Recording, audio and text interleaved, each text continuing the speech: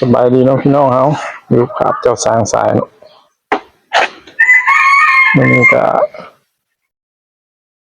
ยังบ่ทันได้เฮ็ดเนาะเรื่องรถไถดัดแปลงเฮาเนาะเพราะว่ายังท่า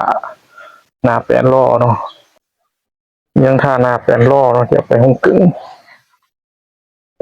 ยังบ่ทันได้เปลี่ยนบ่ทันแล้วยังตามคิวแต่ว่ามื้อนี้เฮาก็มีเวียก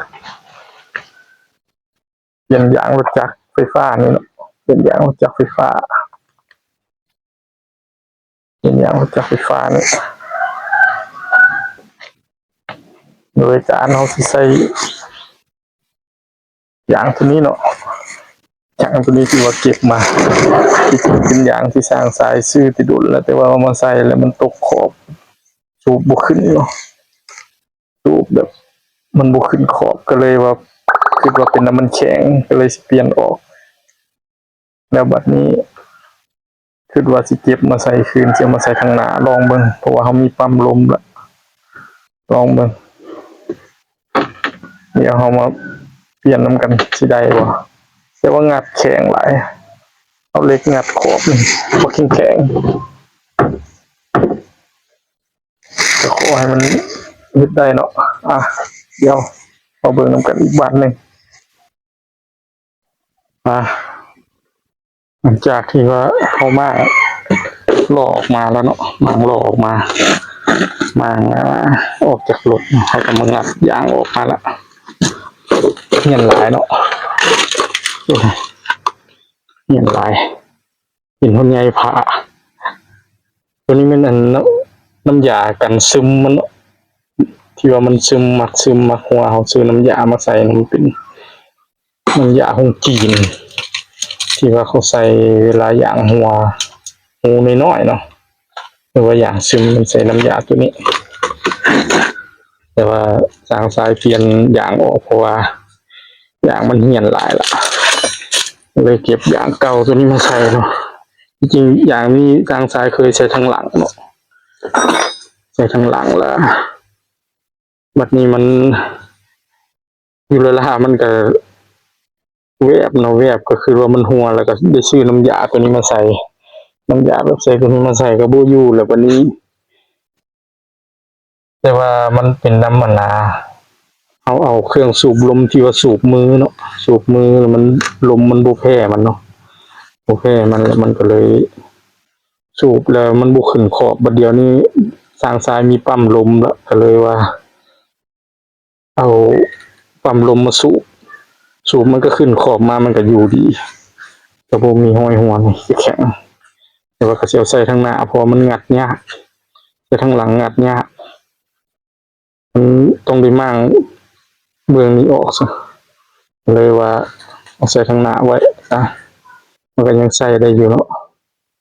ดอกยางตัวนี้มันเป็นยางรุ่นดีเลยของจีนรุ่นดีที่ประมาณนี้ส่วนทางหลังก็ซึมอยู่ตลอดเนาะปิดหลังเฮาก็ยางซึมอยู่ตลอดปิดหลังก็สิได้ซื้อเป็นน้ำยามาใส่เนาะเพราะว่ามันซึมลมอ่อนอยู่ตลอดสางสายได้สูบอยู่คุมื้อเนาะบ่ไหวเนาะเพราะว่าบรรทุกหนักหลายแน่หลาก3หลาก4อยู่แล้วรถไฟฟ้าคันนี้ถือว่าใช้คุ้มค่าขนาดใช้ดีอยู่เนาะพี่น้องเนาะสำหรับรถไฟฟ้าที่เป็นรถจักรเนาะส่วนเป็นรถใหญ่สางสายก็บ่ฮู้เนาะแต่เป็นรถจักรนี่ถือว่าใช้ดีสางสายใช้คุ้มค่าขนาดคันนี้ประมาณนี้ส่วนอย่างตัวนี้ก็เทออกแล้วก็ทีเดียวทิ้งอันนี้น้ำยาตัวนี้เอาสามารถเอาใส่คืนได้บ่ใส่ครับตัวนั้นเนาะใส่กับอย่างข้างหลังตัวนั้นเนาะเอาสิใส่ได้อยู่บ่พี่น้องจ้างชายคือว่าสิลองนะเอาแสลงดูดแล้วเอาไปใ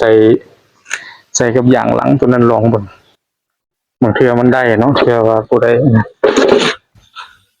เทื่อว่าเฮาจะบ่ได้ซื้อเนาะเพราะว่าซื้อน้ำยาใหม่ก็ 50-60 พันเนาะน้ำยามาบีบใส่แต่ว่ามันมีอยู่นี่แล้วเนาะถือว่าหลายเติบก็เลยว่าอยากลองดูดออกมาใส่ลองเบิ่งบ่ฮู้ว่าสิได้บ่เอาเดี๋ยวมาติดตามเบิ่งนำกันหลังจากประกอบกินหน้าแล้วล่ะสิลองดูดออกตัวนั้นมาใส่ตัวนี้แล้วฟังเบิ่ง2-3มื้อว่ามันสิได้บ่มันสิลมหัวบ่มันยังสิซึมสิหยังบ่คันมันบ่ซึมบ่หัวแล้วก็ถือว่าน่าสิได้ผลเนาะสำหรับเอาน้ำยาเก่าเข้ามาใส่กับอย่างที่ว่าเราบ่เคยใส่น้ำยาจักเทื่อเนาะเดี๋ยวติดตามเบิ่งนำกันเจอปัญหาแล้วเนาะพี่น้องเนาะซุบยางเข้าไปมันดาดกับโก๊กเนาะดาดกับโก๊กมันดาดกับโก๊กมันดาดเนาะโอ้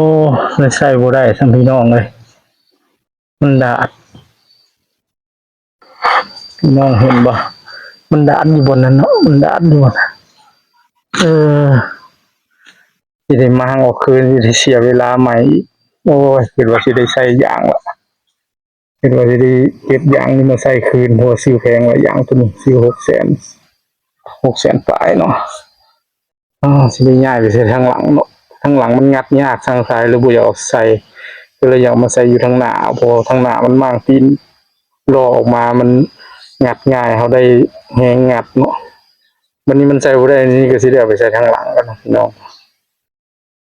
เนี่ยมันมากใหม่เนาะสรุปเนาะพี่น้องเนาะสรุปแล้วประกอบเขาง่ายละง่ายอย่างละสูบลมบ่เข้าเนาะบาดนี้สูบลมบ่เข้าเนื่องจากว่าเขางัดมันหลายเนาะงัดขอบมันหลายแล้วเฮ็ดขอบยางมันจีกขอบยางมันจีกมันก็เลยว่าเขาสูบลมไปเลย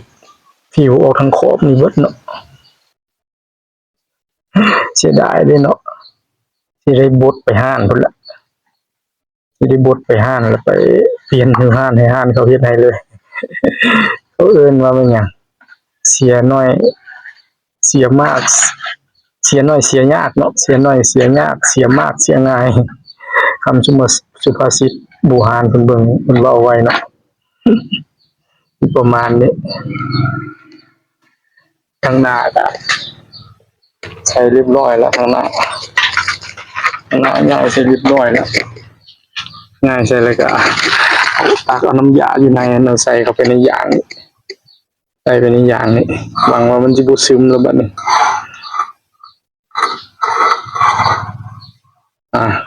เดี๋ยวจะได้ไปห้ามจังได๋ก็ฝากพี่น้องเฮากดไลค์กดแชร์กดติดตามให้สร้างสายในเด้อถือว่าบ่สำเร็จเนาะรถไฟฟ้าเฮามื้อนี้ไปขี่ยางไปแปรนี่แหละไปห้าม